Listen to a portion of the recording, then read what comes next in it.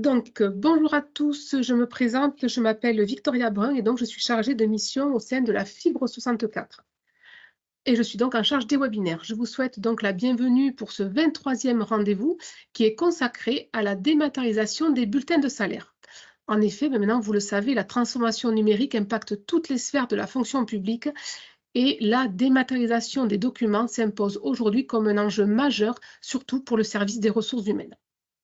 Suite à ma présentation, nous aurons le plaisir d'écouter le témoignage de Stéphanie Dupouille, donc, qui est directrice des ressources humaines pour la communauté des communes des Luy en Béarn et qui, depuis le janvier 2024, dématérialise les bulletins de salaire de tous ses agents et de tous ses élus.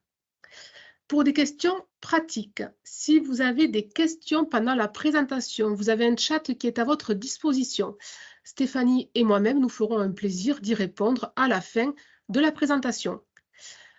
Je tiens également à vous informer que ce webinaire sera enregistré et qu'il sera mis à disposition sur le site des webinaires, dont l'adresse est webinaire au pluriel, .lafibre64.fr d'ici cette fin de semaine. Écoutez, je pense que tout le monde est là. Je vous propose de commencer maintenant le webinaire. Alors, s'il y a des soucis, surtout, n'hésitez pas à me dire.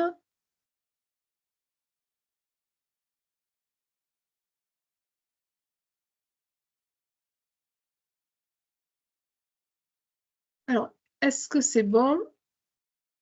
Normalement, j'ai un assistant. Francisco, tu me dis si jamais il y a un problème, tu peux prendre la parole. C'est parfait. Merci, c'est bon, très bien. Alors, déjà, pourquoi la Fibre 64 est partie donc, dans ce projet de dématérialisation des bulletins de salaire? Donc, il faut déjà savoir que pour la fonction publique d'État, c'est déjà une obligation. Donc, on se doute que dans un futur très proche, ça va être également le cas pour la fonction publique territoriale. Également, on le voit à l'heure actuelle, c'est que quand on ouvre nos boîtes aux lettres, il n'y a plus beaucoup de courriers, c'est vraiment la généralisation de la dématérialisation, que ce soit pour questions professionnelles ou dans la vie personnelle. Toutes les factures, les impôts, la sécurité sociale, maintenant, tout est dématérialisé. Donc, c'est vrai qu'il semblait logique que les bulletins de salaire le soient aussi. Pour vous, pour le service RH, donc le service RH ou l'agent en charge de la paye, effectivement, c'est une économie, c'est une baisse des coûts de gestion. Tout simplement, je vous le présenterai un tout petit peu plus tard, mais vous allez voir, c'est vraiment, Stéphanie, on en parlait ce matin, je suis avec Madame Dupouille, donc de la communauté commune des Luy en Béarn. En 5 minutes maintenant, la paye est gérée, en tout cas, l'envoi est géré. Plusieurs collectivités du 64 ont franchi le pas. Si on compte les EPCI, les communes, le département, je vous mettrai une petite liste à la fin, beaucoup ont franchi le pas. C'est vraiment un gain de temps. Et enfin, on a fait appel à un tiers de confiance, donc qui est DigiPost, qui est en fait un membre du groupe La Poste. Et c'est un tiers de confiance. Alors, qu'est-ce que c'est un tiers de confiance? Tout simplement, c'est une personne morale qui est habilitée à effectuer des opérations d'authentification et de stockage.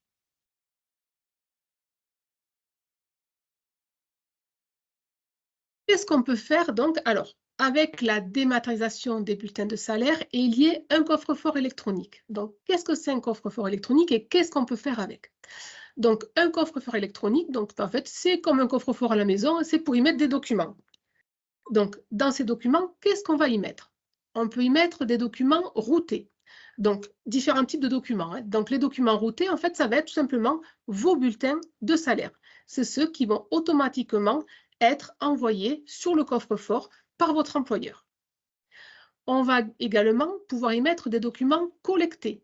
Donc là, en fait, avec le coffre-fort DigiPost, vous allez pouvoir vous connecter à des administrations et automatiquement, dès qu'il y aura des échéanciers, des factures, des nouveaux avis, automatiquement, ils seront récupérés dans le coffre-fort. Donc, évidemment, ce n'est pas une obligation, c'est vous, à l'ouverture, en tout cas les agents, pardon, à l'ouverture du coffre-fort qui peuvent se connecter ou non à ces coffres-forts, à ces administrations. Et enfin, on peut faire également des ajouts manuels. Donc, qu'est-ce que c'est des ajouts manuels? Tout simplement, vous pouvez très bien photographier ou scanner vos documents, les cartes d'identité, les permis, les passeports, et les mettre en sécurité dans ce coffre-fort. Donc là, je parle bien de stockage. Ensuite, on peut faire des démarches. Quand je parle de démarches, ça va être en fait des renouvellements de cartes d'identité, de passeports, de cartes vitales. Alors attention, vous n'allez pas faire les dossiers à partir de ce coffre-fort, mais tout simplement, il va récupérer tous les documents qu'il faut pour pouvoir faire ces démarches.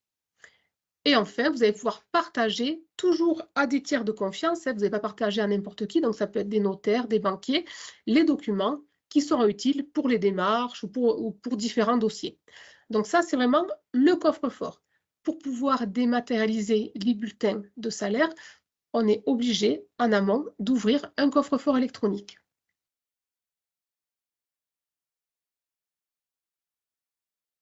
Donc, ce coffre-fort, ça apporte beaucoup de bénéfices. Ce coffre-fort, et les bulletins de salaire dématérialisés, ça apporte beaucoup de bénéfices pour les agents, mais également pour la collectivité. Alors, moi, j'ai mis le PCI, mais c'est pour la collectivité en général. Donc déjà, comme je vous expliquais tout à l'heure, vous pouvez recevoir automatiquement tous les types de documents numériques, bulletins de paye, factures, etc. Vos documents numériques ont la même valeur légale que leur équivalent papier. Attention, là je précise qu'ils ont la même valeur légale si vous avez fait la démarche de dématérialiser. Je prends un exemple. Par exemple, la petite commune d'Élu en Béarn, ils ont décidé de dématérialiser en janvier 2024. Donc les bulletins avant 2024 étaient papier. Si l'agent les scanne et les met dans le coffre-fort, ils n'ont pas de valeur légale. Ils ont une valeur légale à partir de 2024, car c'est la CCLB qui aura décidé de dématérialiser. Alors, ça n'empêche pas que le fait de scanner et de mettre vos anciens bulletins sur le coffre-fort, c'est quand même toujours un avantage, on ne sait jamais. Il peut y avoir des pertes, ils peuvent être abîmés, voilà, ça ne coûte rien et c'est quand même très pratique. Le coffre-fort, une fois qu'il est ouvert, il reste à vie ad vitam aeternam. Donc, vous archivez sans limite de durée vos documents dans votre coffre-fort. Avec ce coffre-fort, donc le coffre-fort classique, donc qui est gratuit, vous avez droit à 5 gigas d'espace personnel de stockage. Attention, dans ces 5 gigas d'espace personnel de stockage ne sont pas comptés les bulletins. En effet, quand vous, en tant que administration qui dématérialise les bulletins, en fait, vous payez l'archivage, ce qui fait qu'il ne rentre pas dans les 5 gigas de stockage de l'agent. Et enfin, n'importe qui peut accéder, chaque agent peut accéder ou élu à son coffre, n'importe quand, depuis un ordinateur, une tablette ou un smartphone. Évidemment, pour ça, il faut avoir ses identifiants et ses mots de passe. Mais il y a aussi, évidemment, des bénéfices pour ceux qui vont dématérialiser, pour l'administration qui va dématérialiser. Déjà, un gain de productivité. Ça coûte du temps, de l'argent, un agent qui m'essouplit, qui imprime. Voilà, là, tout ça, toute cette partie-là n'existera plus. Optimisation des coûts de gestion. Et enfin, sécurité des données. On l'a vu même pendant la pandémie. C'est vrai que les bulletins étaient posés des fois sur les bureaux, même encore maintenant. Je veux dire, des fois, c'est des grosses collectivités, on met les bulletins sur les bureaux. Bon, voilà, c'est pas très, très sécurisé. Là, vraiment, c'est un coffre-fort personnel. Personne d'autre que l'agent ou l'élu peut y avoir accès. Et alors là, évidemment, c'est une moyenne, ça prend avec des pincettes. On peut gagner jusqu'à 46% de temps sur la diffusion des bulletins de salaire. Évidemment, plus on est une grosse collectivité, forcément, plus on gagnera de temps. Francisco, s'il y a des questions, si jamais tu peux me les poser, peut-être si ça concerne au fur et à mesure, c'est comme tu veux. Pas de questions pour l'instant. Super. Alors, en pratique, comment ça se passe? Alors, voilà, là, on rentre vraiment dans le vif du sujet. Comment ça se passe pour la collectivité qui souhaite dématérialiser un bulletin de salaire? Alors, déjà, il faut avoir un logiciel de comptabilisation de paye qui permet de générer un PDF unique qui contient tous les bulletins.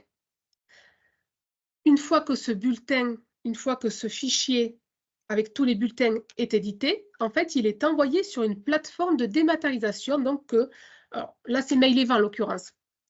mais Ileva, donc c'est le prestataire du groupe La Poste qui s'occupe de la dématérialisation des bulletins de salaire. Donc, ce document est mis donc, sur cette plateforme et à partir de là, suivant si l'agent a accepté ou refusé la dématérialisation, ça partira soit dans le coffre-fort directement de l'agent, soit si l'agent a refusé, ça partira directement par la poste à son domicile. Vous n'avez plus la possibilité, en fait, on ne peut pas choisir la poste ou remis en main propre. Automatiquement, ça part par la poste. Pour ça, en fait, il faut savoir qu'il existe deux options. C'est-à-dire que vous, au début, donc si vous êtes intéressé par la dématérialisation, vous allez devoir faire dès le début un choix. Vous avez deux options. Soit vous avez l'option opt-in ou opt-out. Alors, c'est un peu technique, je vais pas rester très longtemps dessus. Qu'est-ce que c'est opt-in? Opt-in, ça veut dire qu'en fait, alors vous voyez, si je t'écris juste en dessous, hein, si l'utilisateur n'a pas dit oui, c'est non. Ça veut dire qu'en fait, si l'agent n'ouvre pas de coffre, automatiquement, c'est qu'il ne souhaite pas la dématérialisation. Donc, automatiquement, le bulletin sera envoyé à son domicile. Le opt-out, c'est le contraire. Si l'agent n'a pas expressément exprimé son refus, automatiquement, il recevra les bulletins dans le coffre-fort. Donc, là, c'est vous qui choisissez. En fait, dans le département, on a les deux cas. Je vous expliquerai juste après. Je vous montrerai après. Alors, comment ça se passe pour l'agent? Donc, vous voyez, donc, pour la partie RH, c'est très facile. Hein, un fichier qu'on édite, qu'on met sur une plateforme et automatiquement, soit c'est dématérialisé, soit c'est envoyé par la poste. Donc, pour l'agent, c'est pareil. Donc, déjà, suivant l'option qui a été choisie par la collectivité, donc effectivement, on peut choisir qu'une option, c'est opt-in ou opt-out. Déjà, le refus sera différent. Donc, pour opt-in, comme je vous expliquais, c'est si l'utilisateur n'a pas dit oui, c'est non. En fait, s'il ne veut pas dématérialiser son bulletin, il n'ouvre pas le coffre et automatiquement, il recevra papier. Par contre, pour l'autre option, il faut prévenir donc le service RH ou la personne en charge de la paie qu'en fait, on refuse la dématérialisation. Pour l'ouverture de coffre, dans tous les cas, que ce soit l'une ou l'autre option, il faut dans tous les cas aller sur le site ou sur l'application, sur le Play Store ou sur le site Digipost pour se créer un compte. Par contre, le fait de créer un compte automatiquement ne se connecte pas en fait à l'employeur. C'est après, une fois qu'on a donc créé son coffre, qu'on va se connecter à l'employeur pour recevoir les bulletins. Donc, dans le cas de la première option, pour ajouter l'employeur, vous avez besoin de votre matricule. Alors ça, je ne l'ai pas précisé au début, mais c'est également un autre prérequis. Il faut que dans votre collectivité, chaque agent ou élu n'ait qu'un seul matricule, un unique matricule. Ça, c'est une obligation, sinon ça ne peut pas fonctionner. Parce qu'en fait, la distribution dans le coffre-fort ou via la poste, c'est fait automatiquement avec le matricule. Et donc, le matricule et un code de sécurité qui se trouvera donc sur vos derniers bulletins. Sur le côté, vous aurez le petit code. Par contre, si c'est opt-out, c'est-à-dire que là, l'entreprise, la collectivité automatiquement dématérialise, sauf si l'agent refuse. Là, par contre, dès que la dématérialisation sera mise en place, vous recevrez chez vous un courrier. Donc, chaque agent recevra chez lui un courrier avec l'identifiant dans ce courrier. Ensuite, donc, vous irez sur le coffre-fort. Dans une partie, bon après, je l'expliquerai après, mais il y aura des tutos qui sont disponibles, des kits, et vous pourrez automatiquement, en fait, vous connecter à l'employeur. Et à partir de là, vous recevrez automatiquement les bulletins. Les agents, en tout cas, recevront automatiquement les bulletins dans leur coffre-fort. Et donc, plus de courrier.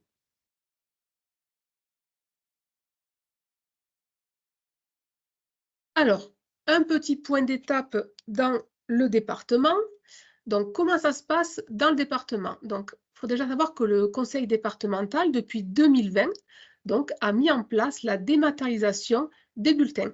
Alors, ça s'est fait pendant la pandémie. Bon, ça n'a pas été fait exprès, c'est vraiment tombé À ce moment-là, ce qui fait forcément, ça a été, on va dire, un avantage pour que les agents choisissent la dématérialisation. Nous avons également la commune de Lons sur le département. Alors là, c'est une liste non exhaustive, qui également fait la dématérialisation des bulletins, et 4 PCI qui ont été déployés par la fibre depuis septembre 2022. Donc nous avons Berne-des-Gaves, Nord-Est Béarn, la Cortaise et les Luy-en-Béarn, les derniers en date, qui l'ont fait début 2024. Et en réflexion, donc ça ne devrait pas tarder, ou voilà, le centre de gestion et la communauté d'agglomération Pau, Béarn, Pyrénées. Alors, il faut savoir que dans la plupart des cas, c'est quand même le opt-out qui est choisi. Donc, je vous rappelle que le opt-out, c'est-à-dire que c'est automatiquement la dématérialisation, sauf si l'agent refuse. Donc, vous voyez, ça a été choisi à 85%. Ensuite, l'adhésion des agents. Alors, sur le département, nous avons un très, très bon taux. C'est-à-dire qu'en opt-out, nous avons 85% des agents et des élus qui ont accepté la dématérialisation. Il faut savoir que normalement, au national, on est dans les 70%. Et pour le opt-in, alors forcément, le opt-in, vu qu'il n'y a que les agents qui ouvrent le coffre qui dématérialisent, il suffit qu'un agent il dise « bon, je vais le faire plus tard » ou il ne pense pas le faire, forcément, il continue à recevoir papier. Donc, le opt-in, forcément, il y a un peu moins d'adhésion. On est sur 40% d'adhésion, mais sur le département, c'est quand même pas mal, vu que normalement, au national, on est sur du 30%. Donc, en fait, la tendance s'inverse. À opt-out, normalement, on est sur du 30% de refus et 70% dématérialisation. Sur du opt-in, normalement, c'est le contraire. On est sur du 30% de dématérialisation et du 70% de papier. Alors, pourquoi ça a fonctionné si bien sur le département? Il faut quand même savoir qu'il y a quand même 4 facteurs clés du succès. On ne se lance pas dans la dématérialisation des bulletins de salaire comme ça du jour au lendemain sans préparer déjà les agents. Donc, il faut savoir que déjà, il faut que ce soit un portage de projet politique, ce qui fait que derrière, il faut qu'il y ait forcément vos élus qui vous suivent. Il faut que ce soit également un portage de projet technique. Donc, effectivement, il faut que les agents les directeurs de service déjà soient au fait et intéressés par ce projet. Mais vraiment, la plus grosse partie de ce nouveau service, ça va être l'accompagnement au changement. Effectivement, pour les agents qui sont habitués jusqu'à maintenant à recevoir les bulletins papier, c'est quand même un très gros changement. C'est vrai que de plus en plus, on leur demande de dématérialiser. Alors, il y en a pour qui ça va poser aucun problème et d'autres voilà, qui vont être un peu plus embêtés par cette dématérialisation. Donc, c'est vrai que partout où ça a bien fonctionné, pourquoi ça a bien fonctionné? Parce que derrière, il y a eu vraiment un accompagnement au changement. Il y a eu beaucoup d'ateliers qui ont été programmés, des réunions, beaucoup de réunions pour les agents. Alors, suivant les collectivités, c'était des réunions obligatoires ou facultatives.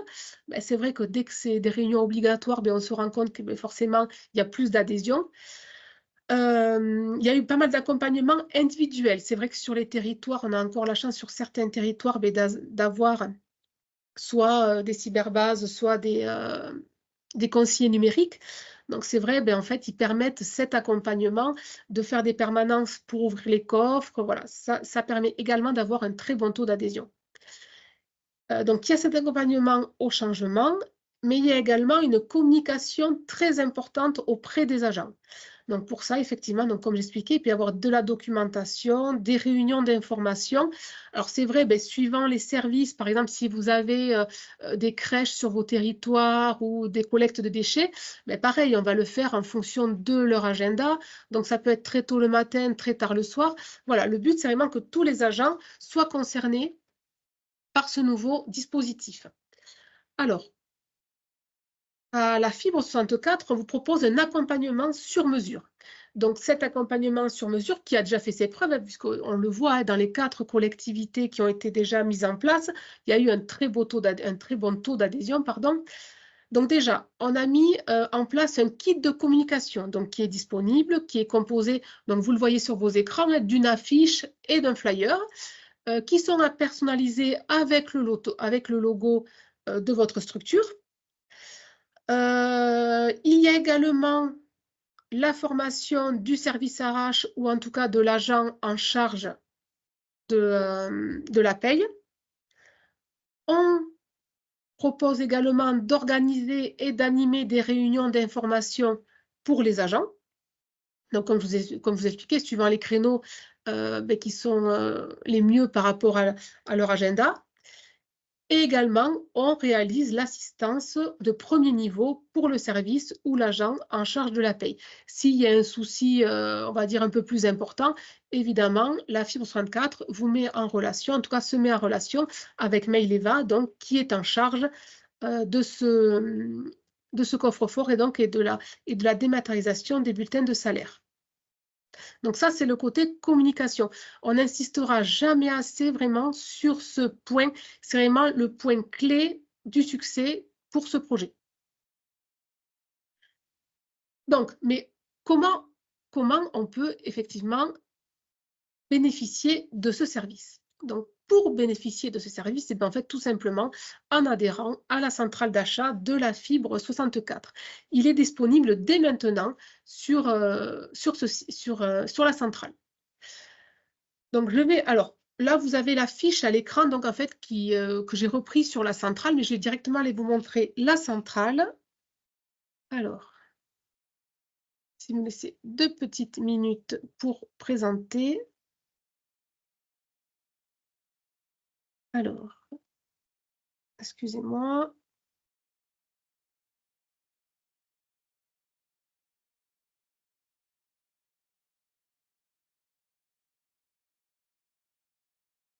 Je l'avais préparé, mais il est parti pendant que je présentais. Voilà. Donc là, on est sur le site de la centrale d'achat. Voilà. Alors, la centrale d'achat, donc c'est une centrale d'achat qui a été mise en place récemment, en fait, donc à la Fibre 64, et donc qui propose un catalogue dont fait partie les bulletins, la dématérialisation des bulletins de salaire. Alors, je vous laisserai, il y a pas mal de choses qui sont possibles, on vous laissera le lien en commentaire, que vous puissiez aller voir, aller fouiller un peu. Donc, ce qu'il faut savoir, c'est que pour adhérer à cette centrale, donc vous avez ici le catalogue, vous avez de quoi prendre contact avec la Fibre 64, mais également voilà, les tarifs pour adhérer à la centrale. Voilà de mon côté. Et vous avez également le catalogue avec tout ce qui est proposé. Donc nous, évidemment, nous sommes dans le service dématérialisation et vous avez ici la dématérialisation des bulletins de salaire. En termes de prix sur la dématérialisation des salaires, alors je ne vais pas pouvoir vous dire grand-chose aujourd'hui là-dessus. Pourquoi? Parce qu'en fait, le mieux, c'est de se rapprocher de nous pour qu'une étude soit faite en fait en fonction de votre structure, du nombre d'agents, de vos bulletins de salaire. Voilà, il y a beaucoup de choses qui rentrent en ligne de compte. Donc, le mieux, c'est de vous rapprocher de moi. Donc, vous avez de toute façon mon mail qui est disponible sur la fiche que je vous ai présentée, voilà, donc victoria.brun@lafibre64.fr et nous pourrons donc en discuter ensemble, tout simplement, et voir ensemble pour un devis, voilà, vous avez tout ici, tout est sur devis, il ne faut pas hésiter à se rapprocher de moi. Alors, je vais voir si Stéphanie a ou pas. Stéphanie, est-ce que ça fonctionne ou pas? Sinon, alors attendez, voyons, je vais voir si je peux la débloquer. Alors, Stéphanie.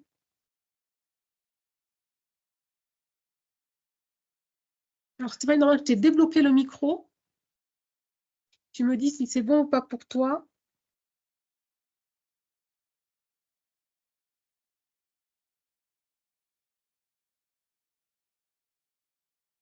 Est-ce que tu peux débloquer ou pas le micro?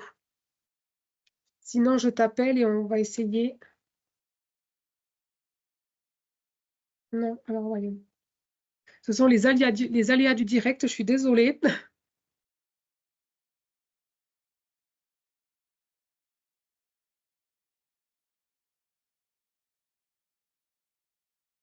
Victoria, en effet, je ne vois pas Stéphanie avec le micro ouvert. Ouais, ça y est. Alors, attends, je l'ai appelée. Est-ce que tu peux me dire si vous l'entendez? Vas-y, Pas Stéphanie, est-ce encore. que tu peux parler? Oui, vous m'entendez? C'est bon. Oui, Ouais, attends, je vais juste moi couper par contre. Vas-y, Stéphanie, écoute, du coup, on t'entend. Ça marche du coup? Oui, c'est bon. Bonjour à tous. Donc, comme vous l'a expliqué Victoria, j'interviens aujourd'hui à titre d'expérimentateur de la procédure donc, qui a été récemment mise en place au niveau de la communauté de communes au 1er janvier 2024.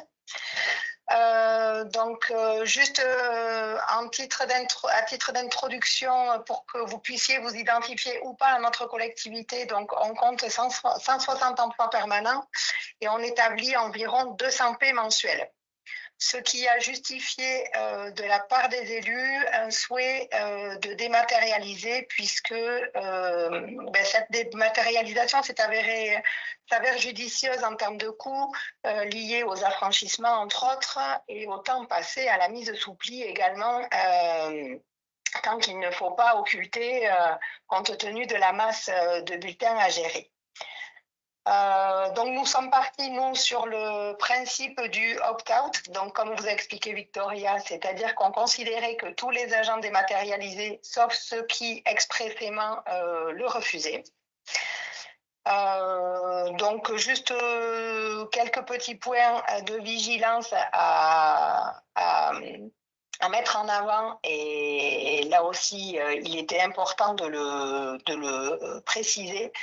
Beaucoup de communication à mettre en place en amont, pendant et après, plus de l'accompagnement, mais vraiment ce sont les agents ont besoin d'être rassurés.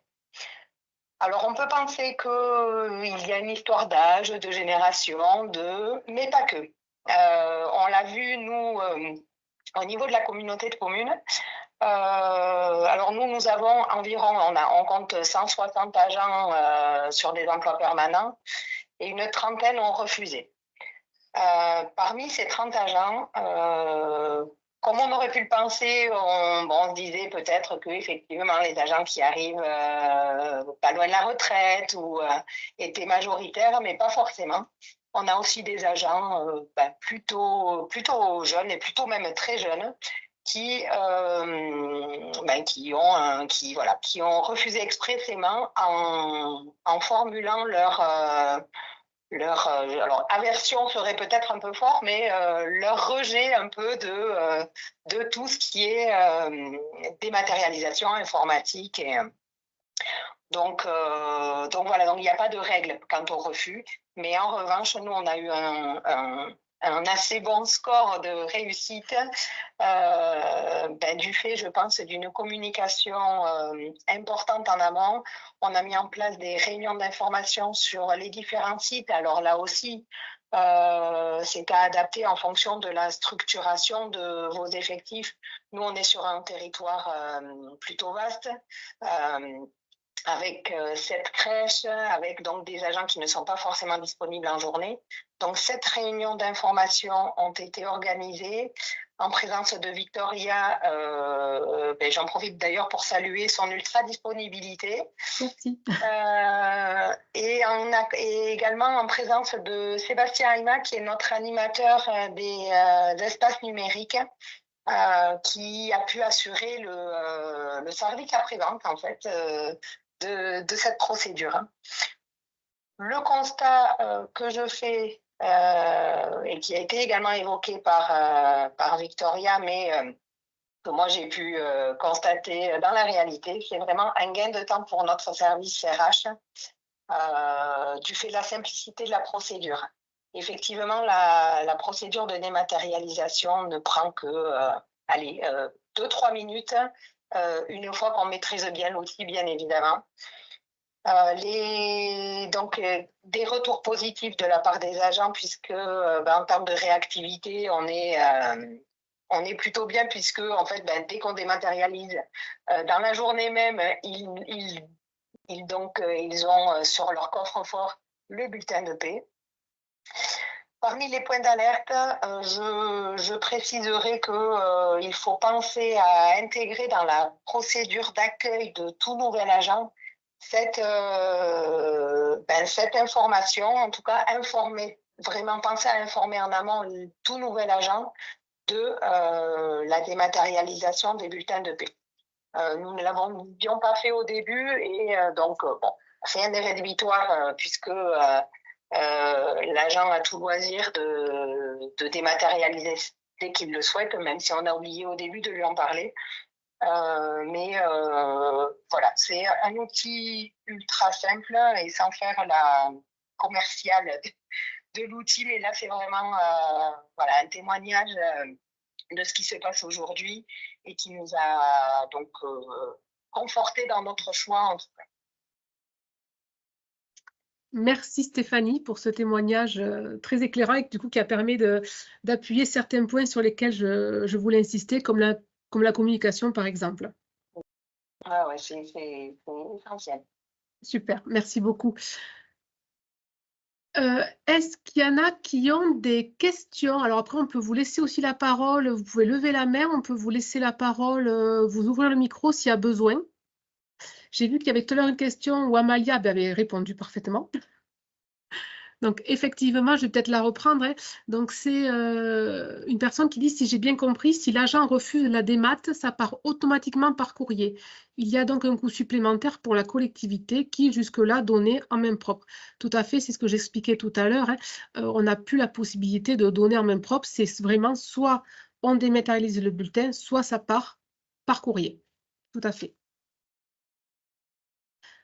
Après, comme précisé Amalia, dans le cas du opt-out, le taux d'adhésion est quand même assez important, donc ça ne fait pas généralement beaucoup de bulletins qui partent par la poste. Et au final, le coût est quand même assez faible vu que le coût d'un archivage dans le coffre-fort est quand même beaucoup moins élevé que le coût papier. Sans oublier que, étant donné que c'est un prestataire de la Poste qui met en place ce service, il y a également des tarifs, comment dire, on va dire, étudiés et qui sont relativement bas. Écoutez, s'il n'y a pas d'autres questions, je vous propose donc de vous libérer. Stéphanie, c'est bon pour toi? Ok. Bon, bah, écoutez, en tout cas, un grand merci d'avoir suivi ce webinaire. Ah, il y a une question ou un message. Merci, merci à vous. Donc, surtout, n'hésitez pas. Et donc, je vous donne rendez-vous le mois prochain sur un nouveau webinaire donc, qui sera consacré au Wi-Fi public, qui sera animé par Francisco Ordas, qui a été aujourd'hui un assistant fantastique. Merci, Francisco. Et voilà, à très bientôt. Merci beaucoup et au revoir.